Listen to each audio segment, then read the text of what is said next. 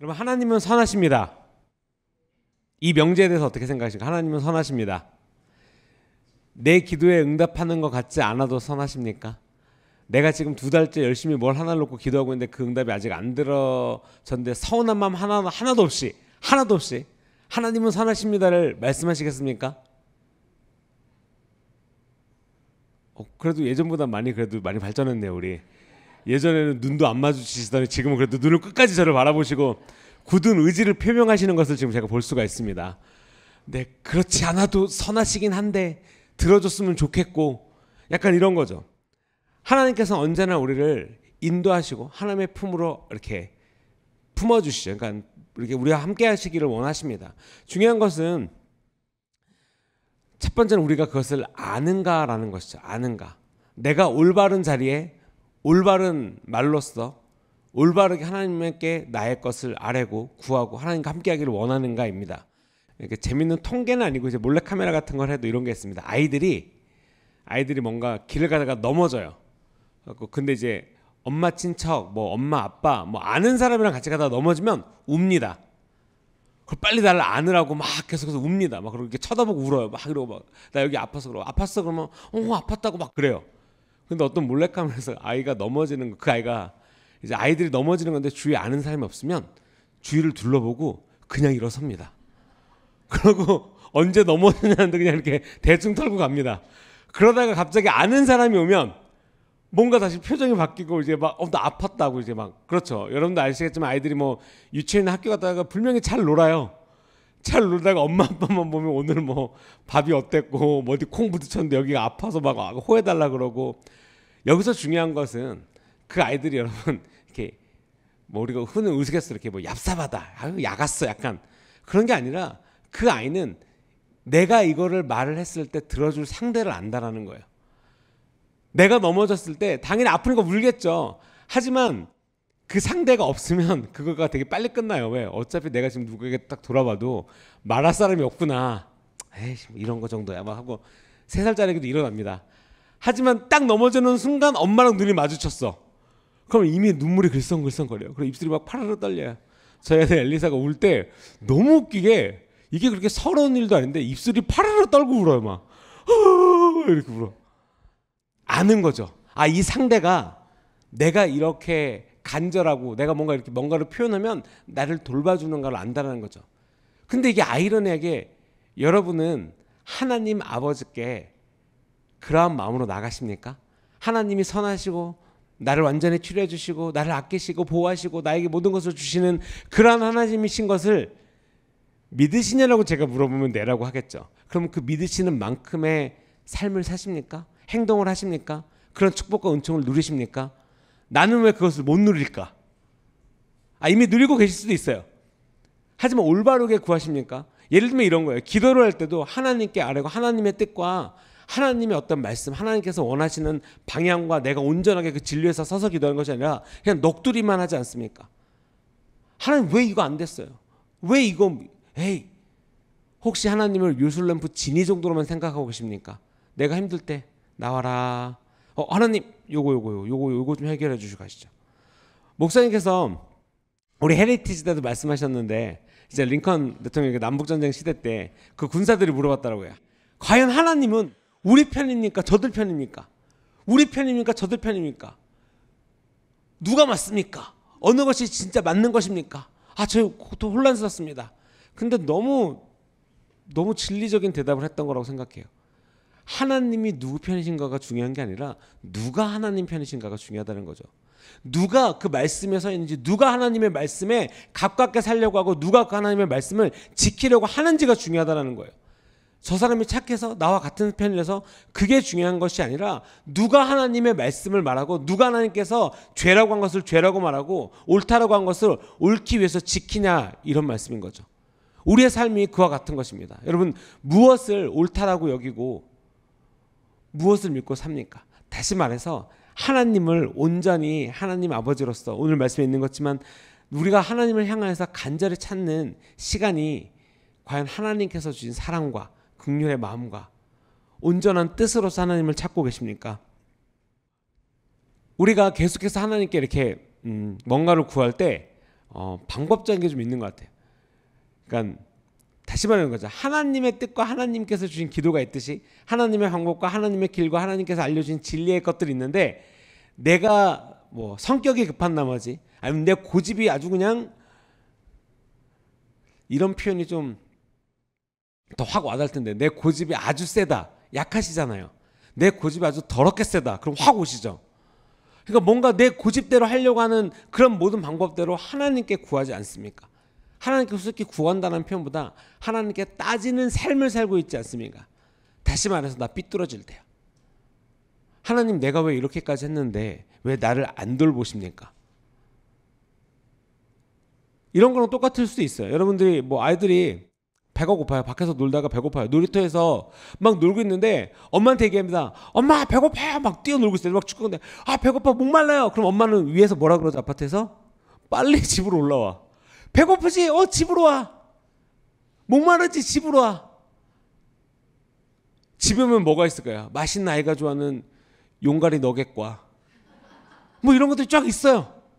엄마가 이거 해놨어. 근데 아이는 밑에서 계속 소리치. 왜? 놀고 싶은 게 큰 거예요 지금. 그러니까 아이는 원하는 방법이 있어요. 내가 여기서 노는데 우리 엄마가 그걸 접시에 쟁반에 차려서 와서 뛰어놀고 있는데 이렇게 하나씩 먹여주기. 아이들에겐 너무 이상적이죠. 아이들에겐 너무 이상적이에요. 그거보다 더 좋은 엄마 이상이 아마 없을 거예요. 그리고 애들이 부러운 눈으로 바라보겠죠. 와, 저 엄마. 하지만 부모님 입장에서는 뭐예요? 거기가 깨끗하가요, 더러운가요?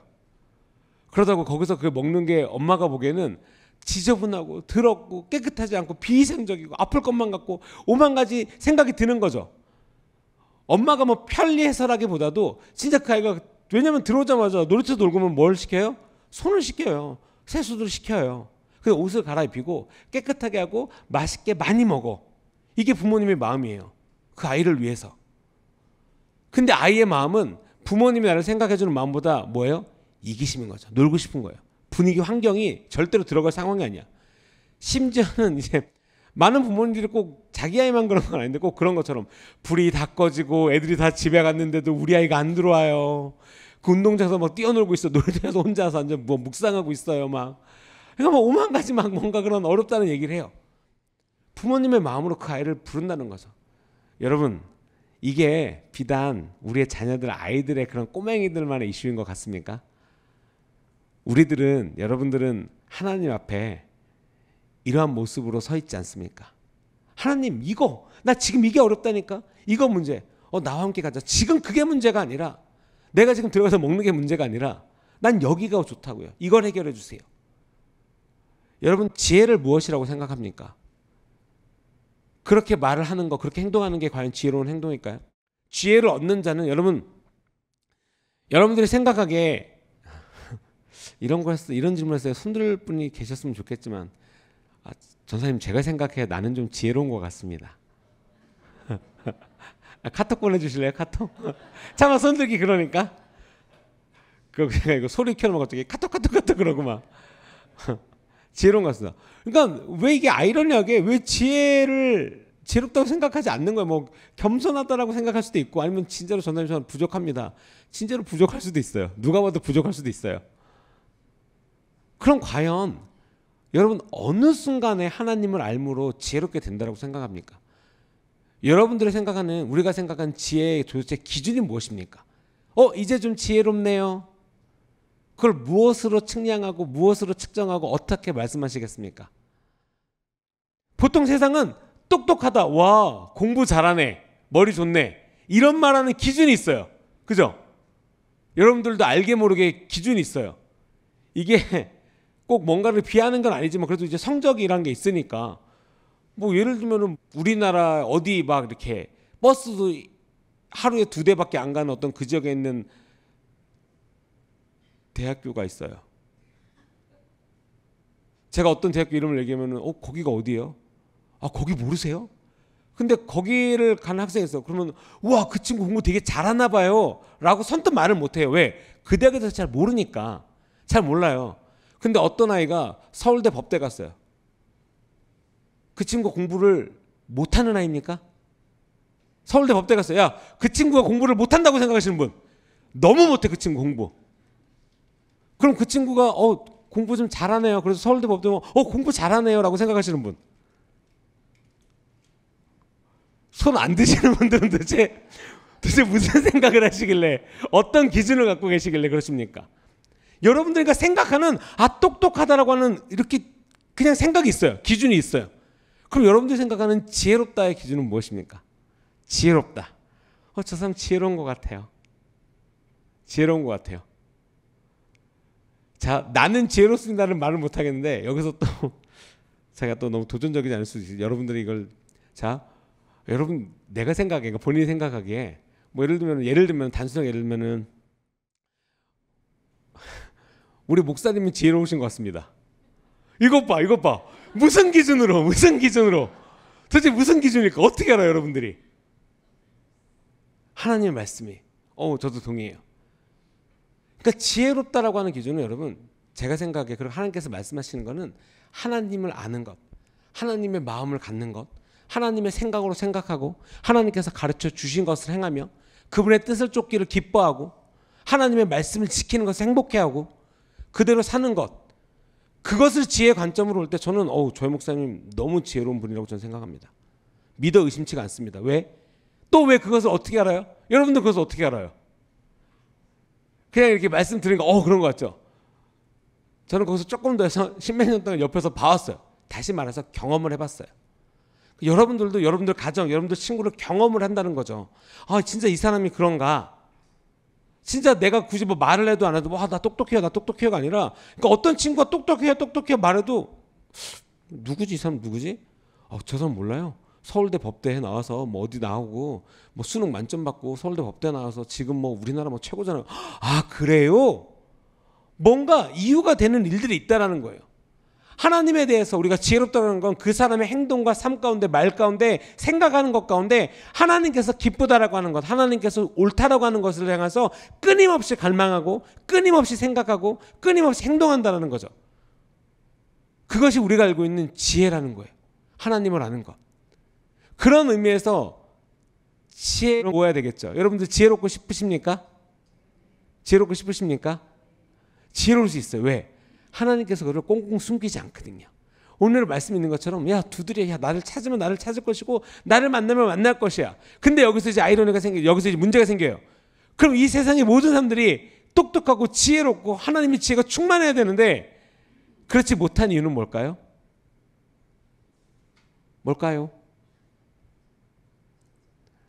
하나님을 찾기는 원하지만 찾지는 않고, 하나님의 은혜와 은총이 있고는 싶지만 그에 따라서 순종을 하지 않고, 정작 잔치가 열려서 초청을 받지만 초청을 안 간 이유들을 계속되면서 하나님과 동행하기를 거절한다라는 거예요. 문을 두드리는 것을 귀찮아한다는 거예요. 구하는 이마다 받을 것이요, 찾는 이는 찾아낼 것이요, 두드리는 이에게 열릴 것이라 라고 예수님께서 말씀하셨지만, 그 예수님의 말씀을 믿는다라고 하는 우리는 너무 많은 이유가 있죠. 너무 많은 안 될 이유를 찾아 헤맨다는 거죠. 하나님의 진리의 말씀을 찾아야 되는데 그래서 찾아 헤매지 않는다는 거예요. 우리가 믿음으로 성숙한다는 것은 그것이 이제 옳고 그런 것에 대해서 이제 우리가 쫓아가야죠. 성숙하면 성숙할수록 이제 인내와 어떤 자기 의지라는 게 생겨요. 그래서 여러분 아시죠? 초등학교, 중학교, 고등학교, 대학교 수업 시간이 다르잖아요. 왜? 집중력 시간이 다르기 때문에, 집중할 수 있는 시간이 다르기 때문에 이제 아이들도 뭔가를 원할 때는 전략적입니다. 아이들도 이제 커니까. 유치원 애가 깐난 애기들, 그러니까 2살 이하 애기들은 이게 얼추 좀 약지만 않으면 막 큰 거를 줍다가도, 큰 걸 하다가도, 그러니까 이런 거죠. 자기 살면 500원짜리가 가장 큰 돈이에요. 할아버지 할머니가 10만 원짜리를 줘도 10만 원짜리 던져버려요. 500원짜리 달라고 그래요. 왜 돈 안 주냐고 막. 그럼 옆에서 이제 아빠 엄마가 씩 웃고, 특히 엄마가 씩 웃고 이제 500원짜리 손에 쥐어주며 그 10만 원짜리를 쓱 이제 가져가시죠. 그런 상황을 아이들도 알아요.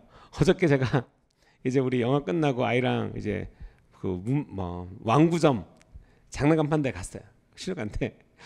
제가 거기서 있는데 정말 너무 재밌더라고요. 그러니까 거기가 재밌다기보다는 거기 오는 그러니까 부모님과 자녀들의 대화가 너무 재밌어요. 그러니까 오늘 이거를 이제 성숙한 거예요. 아이가 옛날에 있다가 성숙한 거예요. 왜 이거 안 되냐? 그랬더니 아빠가 계속 뒤쫓아가면서 오늘은 우리 보기만 하러 온 거야. 보기만 하러 온 거야. 그러니까 아이는 계속 얘기를 해요. 아빠랑 드려요. 아빠 내 용돈이 얼마가 있잖아. 나 이거 살 수 있지 않을까? 아니야, 오늘은 보기로 한 거야. 그럼 언제 사? 우리가 여기를 다음번에 오면 살 거야. 아, 그럼 그 다음이 언제야? 그러니까 아빠는 계속 오늘은 보기만 할 거야, 보기만 할 거야 그러고, 아들은 그걸 어떻게 하면 살 수 있지? 아빠는 계속 딜을 하고 있어요. 그럼 아빠 내가 뭘 하면 되지 않을까? 아빠 내 용돈에서 얼마를 빼면 이거 살 수 있지 않을까? 그러니까 계속 그런 어떤 그런 모종의 거래를 하고 있어요. 저희도 이제 뭔가를 살려 그러면, 아직까지도 저희 아이는 공룡 우선주의. 집에 공룡이 수백 마리가 있어도 그 수천 가지의 장난감 샵을 오직도록 그 지나가서 공룡한테만 가 있어요. 그럼 저도 그렇지만 이제 저희 애엄마도 이제 공룡은 안 돼. 더 이상 공룡은 안 돼. 왜냐면 정말 리얼한 애들 많거든요. 자다가 눈 뜨면 깜짝 놀랄 애들 많아요, 집에. 근데도 그럼에도 불구하고 여전히 공룡만을 껴안고 있어요. 다시 한 바퀴를 돌고 와도 공룡, 두 바퀴를 돌고 와도 공룡. 그러니까 그 아이조차도 원하는 게 분명해요. 우리가 성숙한다는 것은 여러분 언제까지 하나님 앞에 이유도 없이 그냥 울고만 있을 겁니까? 뭐 하나님께 간절히 구하는 것이 잘못됐다는 것이 아니라 하나님의 방법과 뜻을 알고 있지 않을까? 그것을 알기 위해서 내가 어떻게 살아야 되는지. 여러분들이 알고 있는, 자 여러분 뭐 믿음의 어떤 선지자들, 뭐 부흥사들, 아니면 개혁가들 누가 있습니까? 그럼 여러분들 아시지만 뭐 마틴 루터나 이제 여러분들을 얘기를 하겠죠. 그리고 이제 요즘 이제 헤리티지가 나오면서 갑자기 이제 이스라엘을 제외한 어떤 이제 비전 트립의 마음들이 다시 송글송글 올라오고 계시는데, 진짜로 이제 제가 이제 갔을 때는 이제 영국이랑 독일을 갔는데 둘 다 약간 진짜 보물섬 같아요. 진짜 어떤 믿음, 성경책 이후에 쓰여 있는 어떤 하나님의 역사에 대해서 너무나 잘 표현된 것들이 많아요. 근데 영국은 약간 진짜 탐정같, 진짜로 영국 그 탐정 같은 느낌이 있어요. 왜냐면 정말 깡시골에 아무도 없는데 하나님의, 그러니까 예수 하나님의 흔적이 있고 그 부흥의 흔적이 있고 진짜 막 그걸 찾으러 가야지 있는 거고, 독일 같은 경우는 아 여기구나, 뭔가 이렇게 정갈해요. 이렇게 박물관도 아 이런 느낌이고, 영국은 야 여기래 찾아봐, 빨리 찾아봐, 약간 이런 건데, 그 두 장소에서 하나님을 만났던 분들의 공통적인 것은 하나님을 만났다라는 표현을 알겠어요. 이게 이 말이 표현이 조금 어색할 수도 있지만, 이분이 하나님을 만났다라고 하는 것을 그냥 알겠어요. 하나님을 만났습니다. 여러분 나 은혜 받았습니다를 어떻게 표현하시겠습니까? 은혜 받으셨나요? 여러분들이 나 은혜 받았어요라고 말하는 거를 어떻게 표현하시겠습니까? 근데 놀랍게 표현 안 해도 알겠더라고요. 제가 저번에 한번 말씀드렸죠. 저희 수양회 때 저희 남자 한 성도님이 아침에 식사를 하러 가는데 식사 잘하셨어요? 그러고 막 이렇게 했는데 갑자기 저한테 너무, 제가 그분한테 그 얘기를 처음 들어서 저는 진짜로 마음에 그분의 그 한 말씀이 또 어딘가 깊숙이 새겨져 있어요. 하고 자꾸만 되뇌게 돼요. 전사님, 저 어젯밤에 성령 받은 것 같습니다. 증거가 있는 게 아닌데 그 말 한마디에 그냥 알겠어요. 막 빛이 나고 변하고 막 걸음걸이가 막 이렇게 바뀐 것도 아닌데, 그냥 그 말 한마디가 그냥 저의 온 몸을 그냥 강타했어서 그냥 알겠어요. 이분 성령 받았구나. 진짜 눈물이 날 정도로 알겠는 거예요. 그러면 진짜로 그 사건의 삶이 일어났을 때 그 말 한마디, 생각하는 거 하나, 행동하는 거 하나가 그냥 알게 된다라는 거예요. 믿음으로 성숙한다라고 하는 것은 여러분들 삶 가운데 그러한 것이 나타난다라는 거예요. 그냥 저 은혜 받았습니다를 제가 우리 스테반 분들하고 한번 나눈 적이 있어요.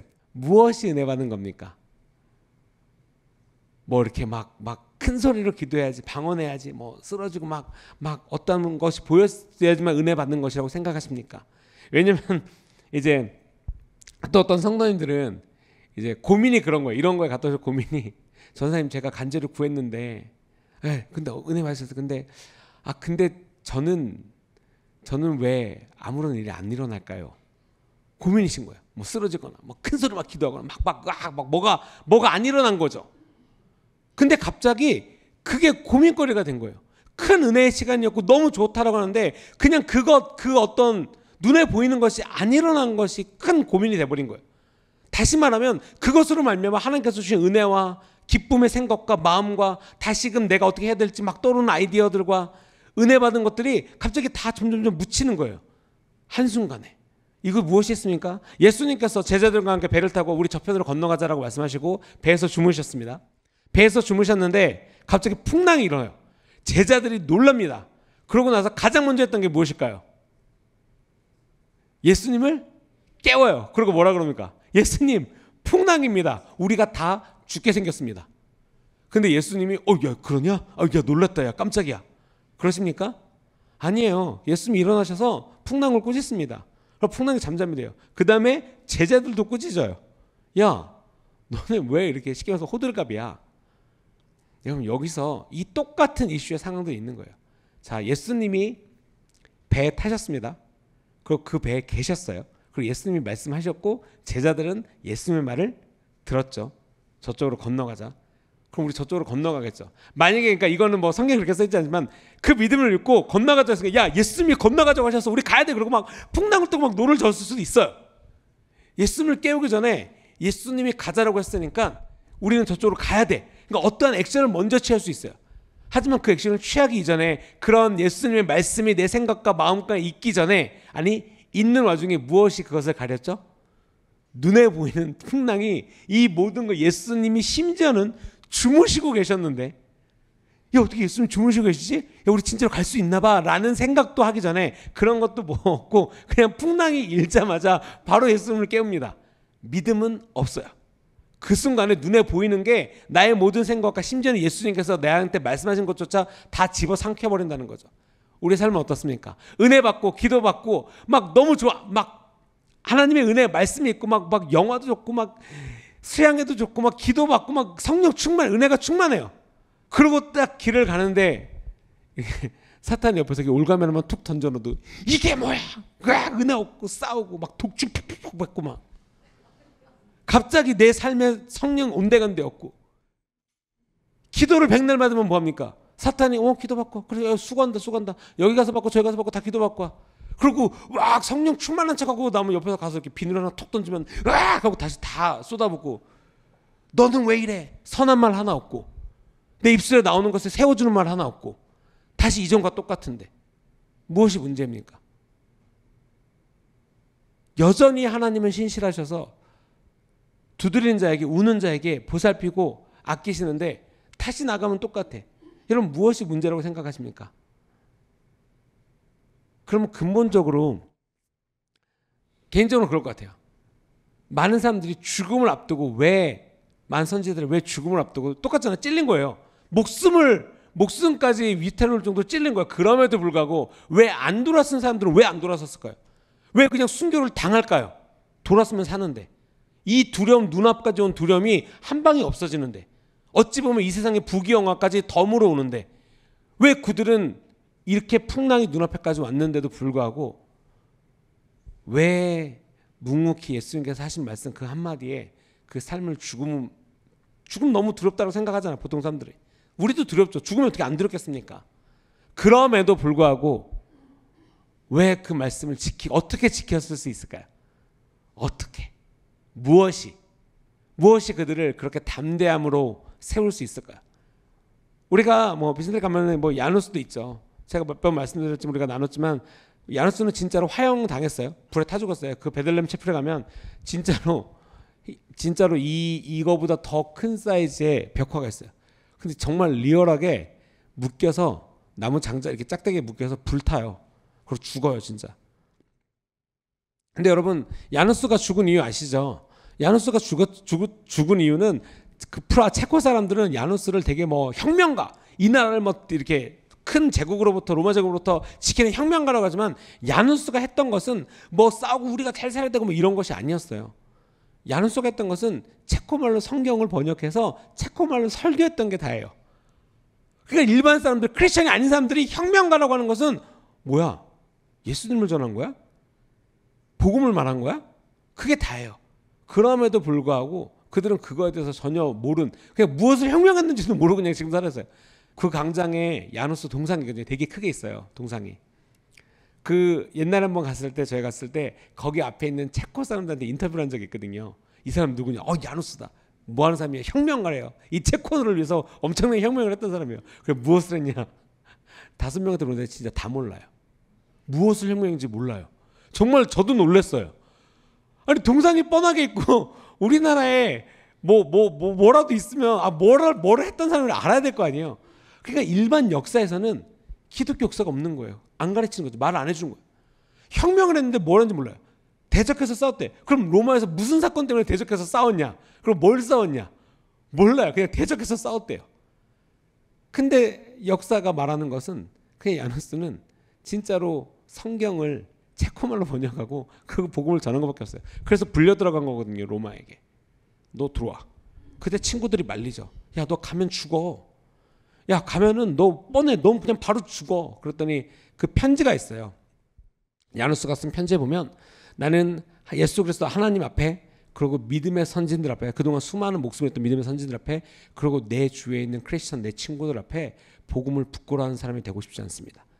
여러분 죽음의 대가가 그 한마디였어요. 그냥 그 마음 때문에 죽음의 자리로 그냥 간 거예요. 근데 놀라운 것은 그것을 향하여서 먼저 그거를 보여줬던 분이 계시다는 거죠. 바로 예수 그리스도라는 거예요. 하나님의 말씀에 순종하여서 그 사랑을 전하기 위해서 십자가 사랑을 가셨던 거예요. 인간이기 때문에 고통스러웠죠. 그리고 예수님께 그런 기도도 드립니다. 하지만 그럼에도 불구하고 하나님의 뜻을 쫓아서 그 길을 갔던 거죠. 그러니까 그 예수님의 그 사랑과 예수님의 그 길을 봤던 많은 사람들은 그것을 알기 때문에 자기 똑같이 그걸 갈 수가 있는 거예요. 담대함이 있는 거예요. 우리가 알고 있는 하다못해 일제시대나 뭐 조선시대뿐만 아니라 수많은 시대, 지금도 마찬가지죠. 사회주의나 공산주의 아래서도 몰래 복음을 전하는 수많은 선교사님들도 마찬가지잖아요. 우리가 오늘 이 말씀에서 왜 하나님을 알아야 되냐면 그냥 비장하게 싸우라가 아니라 그냥 우리의 삶이 변한다는 거예요. 여러분 하나님을 아는 자로서 살아야 되지 않겠습니까? 지혜 있는 자로서 살아야 되지 않겠습니까? 그 지혜가 무엇인지 우리의 자녀들에게 알려줘야 되지 않겠습니까? 왜 이것이 옳은지, 왜 이것이 그른지, 왜 세상이 이것을 악하다라고 말하는지, 무엇이 우리에게 올바른 것인지에 대한 가치를 정확하게 자녀들에게 말해줘야 되지 않겠습니까? 그러기 위해서는 여러분 우리가 하나님의 사랑이 무엇인지를 정확하게 누리고 느끼고 그 은총 가운데 사는 사람으로서 살아가야 되지 않겠습니까? 자녀들한테 야 그렇대, 야 저러면 저렇대가 아니라 누구누구야 이건 그거야, 이건 진리야, 안 되는 영역이야, 되는 영역이야, 이건 우리가 믿음으로 지켜야 되는 거야 라고 명확하게 우리가 말을 해야 된다는 거죠. 그래서 얼마 전에 저희가 무슨 영상을 봤는데 사모님이랑 다 그게 이제 훈련소에 있는, 훈련소에서 아이들이 실럼을 부르는 거예요. 여러분 아시죠 그 영상? 약 6,000명이 넘는 우리 아이들이 우리 애들이 어두운 와 노래가 뭔지를 모르겠어. 근데 그게 되게 이제 계시적인 찬양이잖아요. 어두운 밤에 캄캄한 밤에. 그러니까 되게, 그런데 이제 저도 제가 이제 군악대 이제 있으면서 병장이 됐어요. 이제 짝대기가 내가지고 이제 군생활을 이렇게 그렇게 힘들게 하고 있을 때가 아니에요. 근데 이제 저희 교회 그 군교회죠. 이제 집사님들이랑 신우회가 공군 훈련소에 가서 예배를 인도한 적이 있어요. 찬양을 인도한 적이. 그럼 이제 저는 이제 한참 위니까 이제 편하게 가요. 그러고 가서 이제 반주하고 찬양 예배 드리는데 이제 한 3,000명 있잖아 아이들이. 그럼 찬양을 부른다. 왜냐면은 군대에 가면은 2주 동안 교회를 못 가요. 종교활동이 없어요. 2주 동안. 그리고 2주가 넘은 후에 그 주에 교회를 가면 어지간한 기독교인들은 문에 딱 들어가면서부터 울어요. 막 울면서 들어가요 거기를. 진짜로. 근데 이제 거기서 저희 찬양하던 집사님이 여자 집사님이셨는데 되게 이제 목소리가 이제 까랑까랑한 거 되게 잘 하세요. 그러면서 이제 힘들고 지쳐 낭망하고 쓰러져, 이미 그럼 3분의 1은 울고 있어요. 3분의 1 진짜 울고 있어요. 이미 울고 있어요. 그러다가 집사님이 너는 내 아들이라고 가서 이렇게 손을 딱 잡으면 뭐 안수한 것도 아니고 기도한 것도 아닌데 오열하고 난리 납니다. 막 그러니까 마음의 간절함과 막 이루 말할 수가 없어요.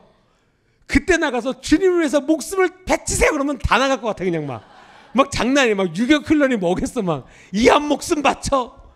그러다 이제 병장 되면 오늘 꼭 가야 되지 이러고 있어요. 진짜로 어떤 그런 간절한 마음이, 여러분 왜 그렇게 꼭 뭔가 힘들고 어려울 때 하나님께서는 그 이후에 더 많은 것을 주고, 야 네가 여기까지 어떻게 왔는데 더 나와 함께 동행하고 나를 알므로 더 귀한 것을 얻고 진리를 알고 그것에 대한 자유함을 얻고 살아갈 수 있는데 왜 거기서 자꾸 멈추니라고 말하는 거죠. 왜 우리는 왜 하나님을 알기 위해 거기서 멈춥니까? 두렵습니까? 뭔가 더 해야 될 것만 같아요. 근데 반대로 생각하면 뭔가를 더 하고 더 하나님을 알아가는 것이 내 삶에 더 좋은 거라고는 믿지 않으십니까? 왜 우리는 하나님을 제한적으로 신뢰하는 걸까요?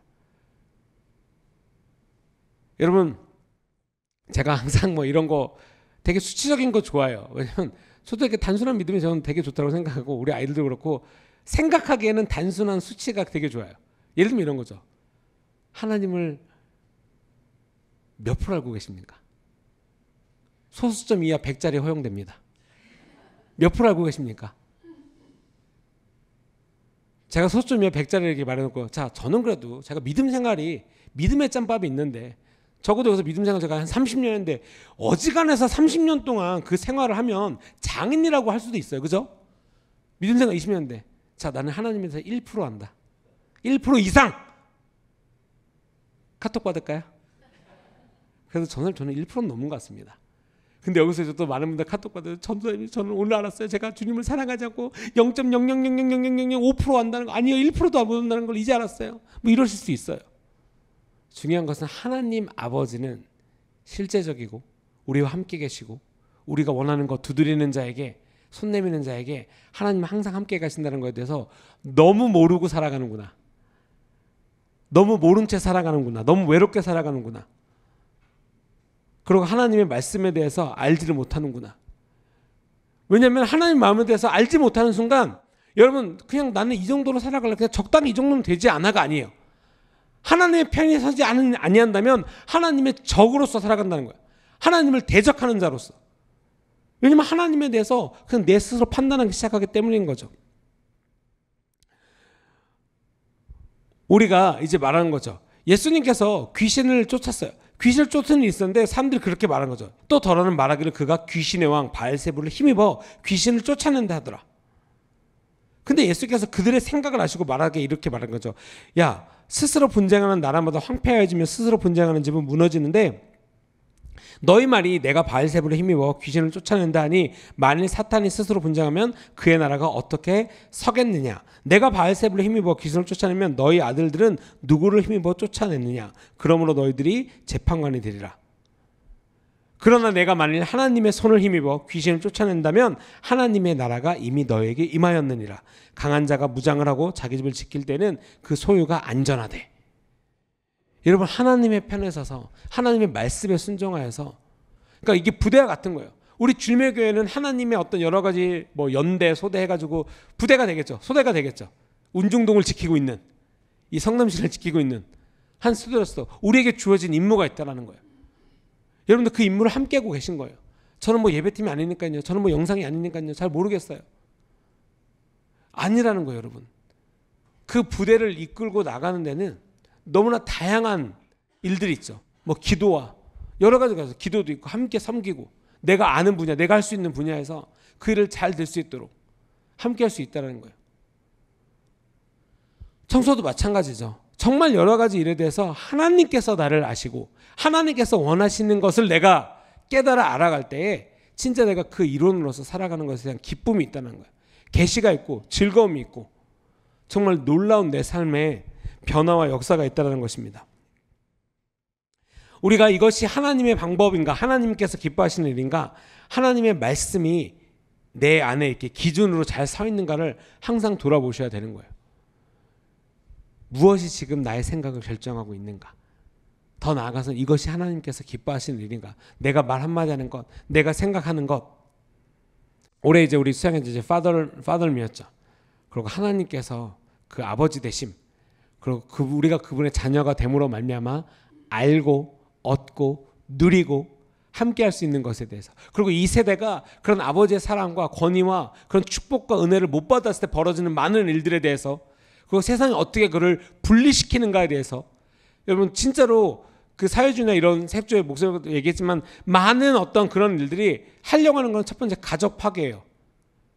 그러니까 우리가 왜 젠더의 이슈가 왜 나오고 동성애가 왜 조장되고 왜 그러므로 말미암아 왜 많은 일들이 벌어지는 거에 대해서 근본 핵심은 가족 파괴라는 거예요. 더 놀라운 것은 여러분 가족, 자 우리는 가족입니다 이걸 진짜 여러분들 가족, 엄마 아빠 뭐 동생 가족들 누구의 아이디어입니까? 어떤 사람이 만들었습니까? 홍길동이 만들었습니까? 자 홍길동이 자 이제 한 사람과 한 남자 한 여자가 결혼이란 거래. 그래서 결혼이란 거라서 자녀를 낳아. 그럼 결혼하면 이게 가족이 되고 그 다음에 아이가 나면 가정이 되고, 이런 어떤 질서, 이런 원리 누가 만들었습니까? 하나님께서 만드셨어요. 인간의 아이디어에서 나온 게 아니에요. 하나님께서 우리의 어려움을 아시죠. 하나님을 찾는 자들, 그러니까 왜 찾는지, 그리고 하나님께 가까이 사는 자들의 어떤 그런 마음을 안다라는 거예요. 근데 중요한 것은 그것이 항상 나의 중심, 내가 어렵고 내가 힘들고가 아니라, 주님, 나 그럼에도 불구하고 하나님을 사랑하기를 원하고 더 쫓아가기를 원합니다. 내게 힘을 주세요. 똑같이 이 어둠 가운데서, 힘든 가운데서 나오는데 동기가 달라요. 하나님을 사랑하고 하나님을 알므로 내가 하나님께 가는 거고, 하나님 얘 치워주시면 될게요. 그러니까 팔 굳은 자가 예수님께서 야, 네 팔을 펴라고 했을 때, 아, 이게요, 제가 이게 오랫동안 이렇게 해서 안 돼요 라고 하지 않았어요. 팔이 폈기 때문에 펴졌죠. 근데 그 목가에서 오랫동안 수십 년 동안 병자로 살았던 사람은 예수님께서 야, 너가 여기 왜 있냐라고 했을 때, 낳기를 원하냐고 물었을 때 자기가 왜 못 낳는지에 대한 이유를 계속 얘기를 해요. 이게 누가 와서, 천사가 와서 이렇게 못을 한번 댈 때 그때 들어간 자마다 다시 낳는데 나는 거기에다 데려다 주는 사람도 없고, 이렇고 저렇고. 똑같은 이슈예요. 네가 낳기를 원하느냐. 우리가 얘들아, 제자들아, 우리 저쪽으로 가자. 무엇이 다릅니까? 그 예수님의 말 한마디에 듣고 순종하는 자와, 예수님의 말을 들었음에도 순종하지 않고 계속해서 내 삶에 뭔가 이유가 있는, 이유가 없는 건 없죠, 여러분. 하지만 예수님을 안다라고 하는 것은, 우리가 배워서 깨달라고 한다는 것은 예수님의 뜻을 더 알고 그를 쫓아가는 것에 있다는 거죠. 하나님의 능력은 그분의 선하심과 우리의 안녕함, 평안함을 주시기 위해 있다는 거예요. 하나님을 쫓아가는 것, 거기에 대한 치료가 있고 능력이 있어요. 여러분, 철로역정 우리가 했습니다. 뭐 영화로도 보고 애니메이션으로 보고 실질적으로도 철로역정을 했어요. 근데 우리가 얼마나 무지한 자인지, 왜 하나님이 필요한지 너무나 극명하게 여러분 잘 알죠. 그래서 실질적으로 우리가 그 올해 봄에 갔을 때 철로역정을 했을 때, 자, 이제 죄를 선고받습니다. 그래서 다들 여러분 죄를 지었어요. 그렇죠? 그 다음에 어디로 갔을까요? 어디로 가셨어요? 죄를 들고 설명을 듣고 시작하자마자 이제 그 율법 이렇게 언덕 올라가죠. 율법 언덕 올라가서 10계명을 외웁니다. 10계명을 왜요? 다 외워요. 이걸 외워야지만 갈 수 있대. 해고 이걸 외우고 10계명을 딱 외웠어. 와, 외웠다. 그런데 갑자기 거기다가 나의 죄를 이렇게 놓고 가시는 분들이 있더라고요. 거기 약간 페인트처럼 이렇게 죄를 좀 이렇게 거기다 좀 놨거든요, 이렇게. 그랬더니 내가 생각하기에 나는 10계명을 다 외웠어. 난 이제 율법에 뭔가 이제 잘한 거야. 그래서 그걸 보고, 오, 그렇구나, 맞지, 이거지, 역시 나 잘했어 하고 자기의 죄를 놨던 사람들이 있어요. 거기에 혹해서. 그러고 한참 신나서 가요. 그러면서 이제 생각을 했겠죠. 왜 저 사람들 이렇게 무거운 걸 왜 계속 들고 다니까? 나처럼 가서 10계명을 10계명 다 못 외웠나? 난 다 외웠는데 10계명을 놓고 오면은 그렇게 편하게 갈 수 있는데 솔직히 뭐가 문제일까? 하고 한참 가다 보니 예수님의 십자가 앞에 도달했는데 내 죄가 없네. 나 잘못했구나. 다시 뛰어갑니다. 제가 그걸 위에서 보고 있었거든요. 왜, 아니 똑같이 사람들이 움직이는데 누구는 들고 누구는 안 들고 다니시는 거예요. 뭐지? 왜 저러지? 라고 봤더니 나중에 이제 얘기를 들었더니 사람들이 이제, 그러니까 이런 거죠. 분명히 이 죄는 예수님의 십자가 앞에 내려야 되는 걸 알면서도 내가 율법을 외웠다는 그 순간적인 어떤 기쁨과, 그리고 눈에 보이는 그 미혹과 이런 걸 혹해서 거기다 놓은 거예요. 하나님의 성품을 온전히 알지 못했다라는 거죠. 무엇이 우리를 구원해 주시는지, 무엇이 우리의 죄를 사하여 주시는지 그 순간, 때로는 너무 무겁다고 느낄 수도 있죠. 왜냐면 우리 무겁잖아요. 죄가 무거웠던 거예요. 그러니까 순간 와, 논다라는 이 기쁨이 원래 알고 있었던 저리로 건너가자라는 것을 가리우고 거기다 놓은 거죠. 그리고 예수님의 십자가 앞에 죄를 놓고 죄사함을 얻고 이제 하나님의 사람으로서 인을 받습니다. 근데 그게 그 프로그램의 시작과 중간과 끝 어디일까요? 시작이었죠. 그래서 시작 이후에 여러분 철로역정 300페이지 중에 그 하나님을, 크리스천 하나님을 만난 거는 아주 앞쪽입니다. 한 30페이지도 안 돼요. 300페이지 중에 앞쪽이에요. 그리고 그 이후에 수많은 여정들을 간다라는 거예요. 수많은 여정들. 무엇을 향해서? 하나님의 나라를 향해서. 근데 똑같이 있잖아요. 미혹이 당해요. 분명히 그 안내자가 야, 이 길로 가세요 하고 그 길로 가는데 그냥 쭉 가고 있는데 갑자기 황금길이 보인 거예요.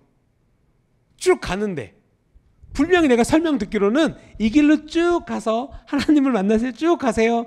쭉 가세요를 들었어요. 쭉 가고 있었어요. 근데 옆에 너무 뭔가 좋아 보여. 너무 좋아 보여. 괜찮은 것 같아. 여기로 가면 이게 해결되지 않을까? 라고 스스로 생각해요. 그 얘기를 들었음에도 이 길로 쭉 가세요 를 들었음에도 그리고 여기로 가요. 그리고 어떻게 돼요? 죽다 살아나죠. 죽다 살아나가지고 다시 간신히 살아와요. 주님 저 죽을 뻔했어요. 뭐 살려주세요. 그러면 어찌하여 당신은 이렇게 가라는 거를 왜 안 가고 왜 갑니까? 아 제가 미혹당했네. 뭐야. 제가 잘못했어요. 가야죠. 또 가요. 아, 뭔가 예쁜 성이 보여요. 아 진짜 하나님이었으면 진짜 답답해 죽을 것 같아요. 이 성이면 뭔가 좀 다르지 않을까? 그 가르쳐준 사람이 안내자가 쭉 가세요. 왜 한 말이 없어요. 그러니까 그 안내자가 여러분 그 애니메이션이나 영화에서도 말한 거는 이리로 쭉 가세요. 왜 당신은 옆으로 빠졌습니다. 대사가 이거밖에 없어요. 여러분 책을 보시면 알겠지만 그 사람 했던 대사는 이리로 쭉 가세요. 하나님을 거기서 만나세요. 거기서 누굴 만나세요. 이리로 쭉 가세요. 그리고 다시 만날 때는 꼭 이 말이에요. 왜 당신은 옆길로 샜습니까? 그 책 나머지 300페이지가 계속 이 대화예요.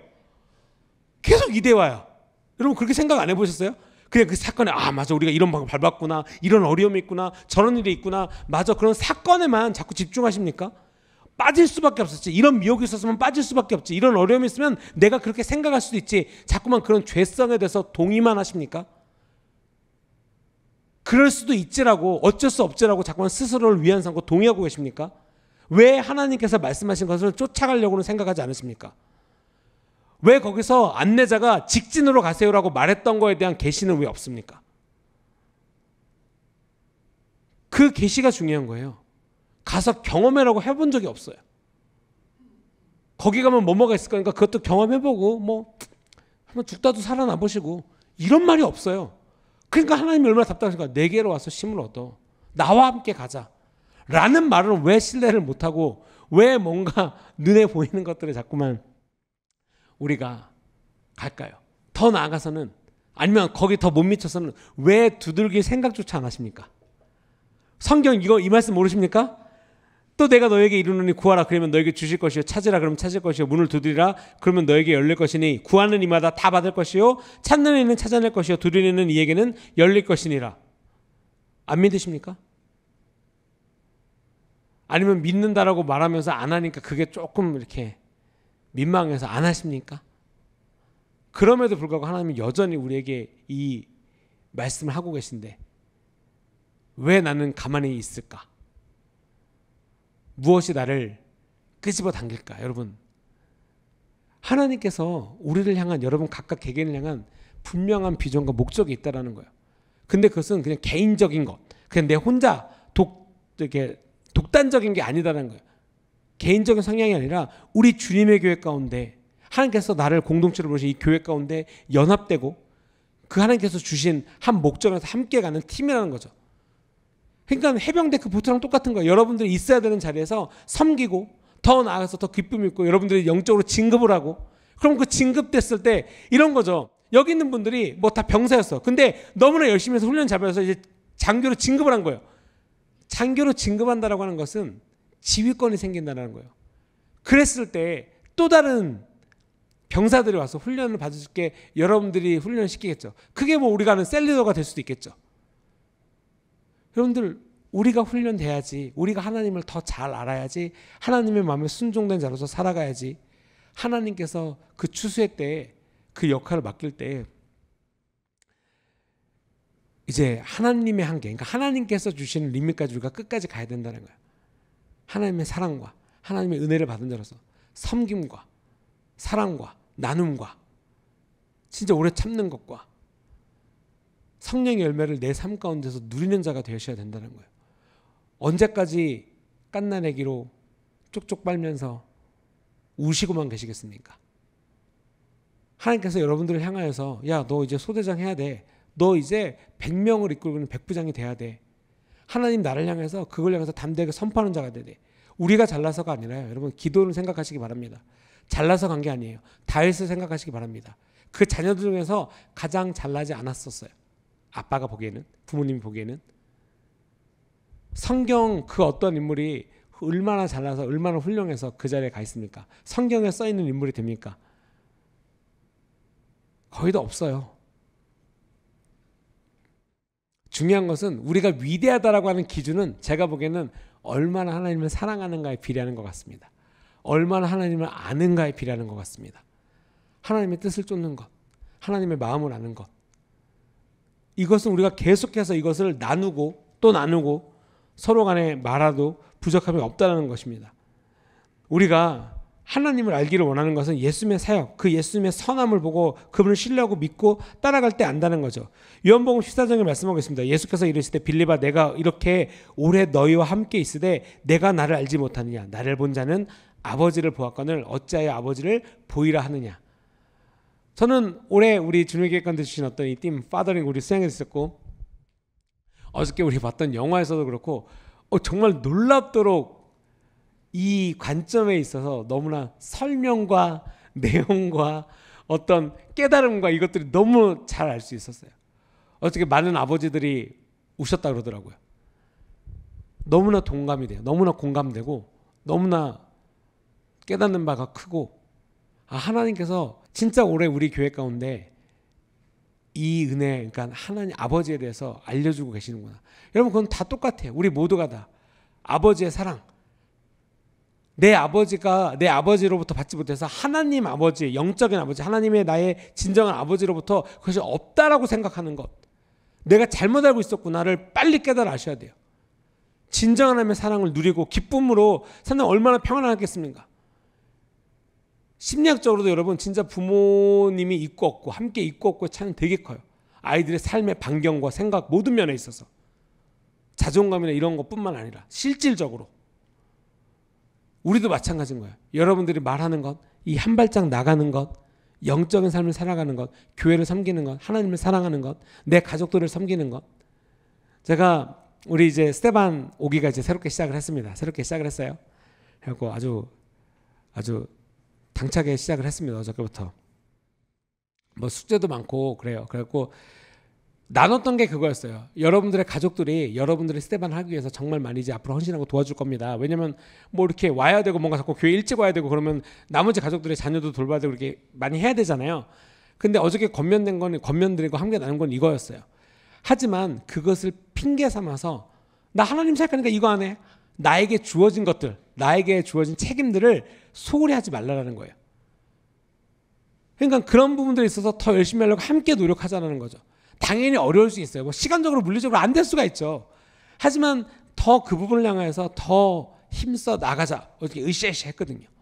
그랬더니 여기 혹시 가족이 계시다라면 더 도와주시고 또 여기 스테반에 계시다라면 더 열심히 하시고 또 주님에게 성도님이 계시죠. 네, 여러분들 주님에게 성도님이시니까 더 하나님을 알기를 힘쓰시고 섬기는 걸 힘쓰시고 그 사랑에 그러니까 이렇게 뭐 과감하게 말씀드릴 수 있는 건 그거예요. 너희가 나를 찾을 만할 때 찾으라. 여러분 정말 하나님이 아버지 되심을 알고 싶으시면 여러분이 그동안 크리스천으로서 20년을 살았던 30년을 살았던 40년을 살았던 그것보다 그냥 오늘 하나님을 구하는 것이 더 아실 수 있습니다.